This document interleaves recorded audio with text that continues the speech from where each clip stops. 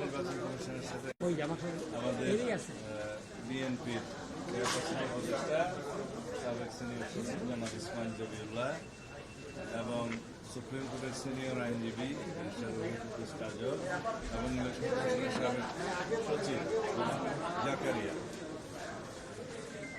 আমরা কিছু গুরুত্বপূর্ণ বিষয়ে এবং কিছু আইনি বিষয়ে, আচরণবিধির কিছু বিষয়ে আমরা কথা বলতে এসেছিলাম। কয়েকদিন আগে আমাদের সিনিয়র নেতা স্ট্যান্ডিং কমিটির মেম্বার জনাব নজরুল ইসলাম খান এসেছিলেন আরও একটি গুরুত্বপূর্ণ বিষয় আপনাদের সাথে কথা হয়েছে। আমরা আজকে যে সমস্ত বিষয়ে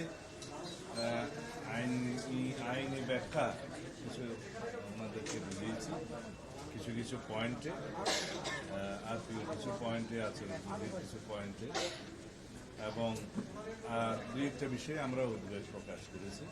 এগুলো তাদের সাথে আলোচনা হয়েছে।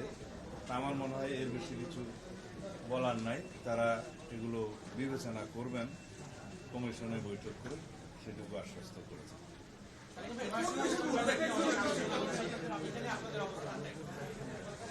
এগুলো পুরান বিষয় আবার বলতে হয়।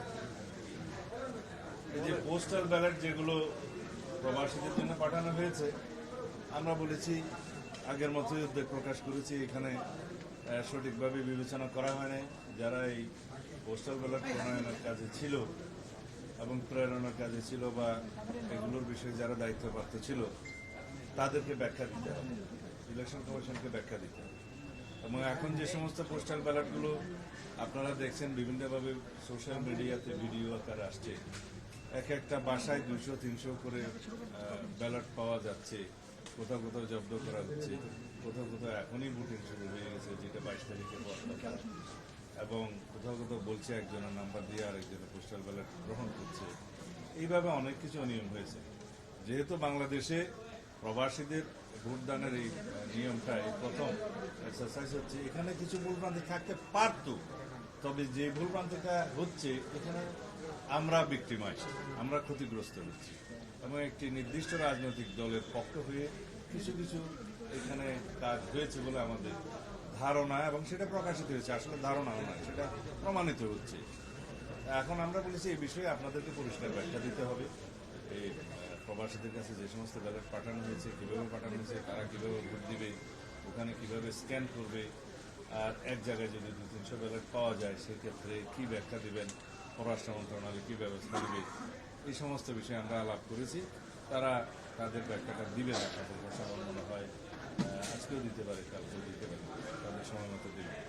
আর আচরণবিধির বিষয়ে আমরা একটা বিষয় দৃষ্টি আকর্ষণ করেছি যে ভোটার স্লিপ প্রদানের ক্ষেত্রে আমরা যেহেতু চাই অধিকাংশ ভোটে অংশগ্রহণ করুক, দেশে সবাই চায়, তো সেই ক্ষেত্রে তারা যাতে তাদের ভোটের নাম্বারটা এবং প্রার্থীর নাম, প্রতীক ইত্যাদি পায় ভোটার স্লিপের মাধ্যমে, সহজ হয়। সেটা না করে তারা ভোটার স্লিপের মধ্যে বলেছে কোনো পার্টির নাম দেওয়া যাবে না, মার্কা দেওয়া যাবে না এবং প্রার্থীর ছবি দেওয়া যাবে না।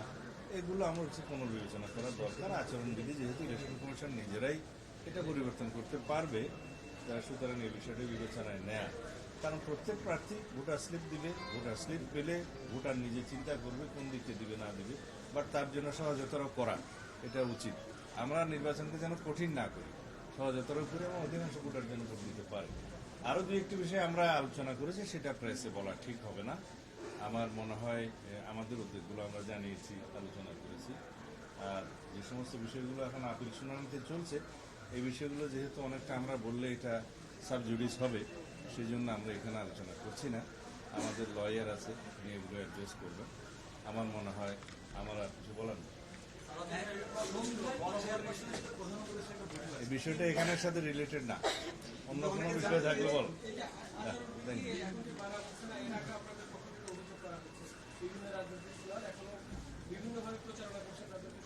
আমরা আমরা আমরা পরিষ্কারভাবে বলেছি আগে, নির্বাচন কমিশনের অনুরোধে আমাদের মাননীয় চেয়ারম্যান জনাব তারেক রহমান সম্মান দেখিয়ে তার সফর স্থগিত করেছেন, এবং সেই সফরটা রাজনৈতিক সফর ছিল না, নির্বাচনী প্রচারণার উদ্দেশ্যও ছিল না। 2024 সালের গণ অভ্যুত্থানে শহীদ তাদেরকে বিনম্র শ্রদ্ধা জানানো কবর জিয়ারত করার উদ্দেশ্যে ছিল। আমরা আচরণবিধির কারণে নয়, নির্বাচন কমিশনের অনুরোধে সেটা আমরা স্থগিত করেছি।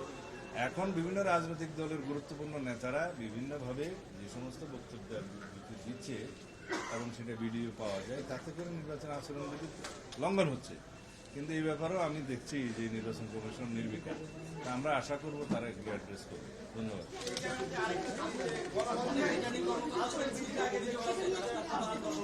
ওনারা ব্যাখ্যা দিবেন, পোস্টাল ব্যালটের ব্যাপারে ওনারা ব্যাখ্যা দিবেন। এবং আমরা একটা গুরুত্বপূর্ণ বিষয় আজকে আপনাদেরকে বলা উচিত, তা হলো পোস্টাল ব্যালট দেশের অভ্যন্তরে সবচেয়ে বেশি ব্যবহৃত হবে। সেজন্য আমরা বলেছি যে সমস্ত নির্বাচনী এলাকায় যে কজন প্রার্থী থাকে তাদেরই তো মার্কা দিয়ে নাম দিয়ে ব্যালট হয়, সেই একই ব্যালট যেন সংশ্লিষ্ট নির্বাচনী এলাকার পোস্টাল ব্যালট হিসেবে ব্যবহার করা হয়। এ ব্যাপারে আমরা সুস্পষ্ট আমাদের প্রস্তাব দিয়েছি, কারণ সমস্ত মার্কাগুলো দিয়ে তো পোস্টাল ব্যালট সব কনস্টিটিউয়েন্সিতে পাঠানোর প্রয়োজন নেই এবং সেটা দেশের মধ্যে সম্ভব নয়। আমরা প্রত্যেকটি নির্বাচনী এলাকার ক্ষেত্রে সংশ্লিষ্ট সকল প্রার্থী যারা থাকবেন তাদের নাম এবং মার্কা সহকারে যেটা ইউজুয়াল সাধারণ ব্যালট হবে, সেই একই ব্যালট প্রত্যেকটা নির্বাচনী এলাকার পোস্টাল ব্যালটের ক্ষেত্রে ব্যবহারের জন্য আমাদের একদম স্পষ্ট প্রস্তাব আমরা দিয়ে গেছি। আশা করি সেটা তারা গ্রহণ করবেন, যেহেতু এটা যৌক্তিক। তারা বিবেচনা করবেন।